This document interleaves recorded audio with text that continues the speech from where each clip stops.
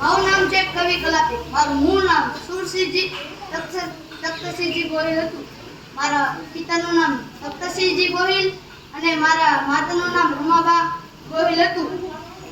મારો જન્મ 26મી જાન્યુઆરી 1857 ના રોજ અમરેલીના લાઠી ગામે થયો હતો. 1882 ના રોજ મેં રાજકોટના શાળામાં અભ્યાસ કર્યો છે. ત્યાં મેં 500 થી પણ વધુ પુસ્તકનો અભ્યાસ કરીને મને કવિ અને લેખકની લાગણી જાગી હતી. 15 વર્ષની જ વયે મારા લગ્ન કરાવી દેવામાં આવેલા હતા. મારા કુલ 3 લગ્ન થયા હતા. પ્રથમ લગ્ન રમાબા સાથે થયા હતા.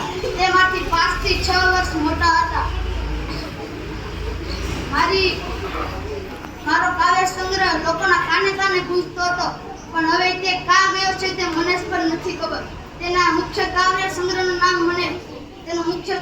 સંગ્રહનું નામ કવિ કલાપીનો કેકારો છે.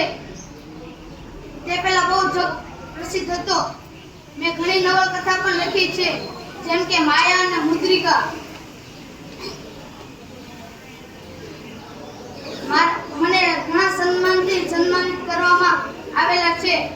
અત્યારે લાઠી ગામમાં મારી સમાધિ એવી હાલતમાં છે કે આપણે ત્યાં જવું હોય તો 4 લોકોને પૂછીને જવું પડે કે મારી કવિ કલાપીની સમાધિ ક્યાં આવેલી છે. એવા ખંડેર હાલતમાં આજે મારી સમાધિ સ્થિત છે. મારા ઉપર ઘણા ફિલ્મો પણ ઉતર્યા છે.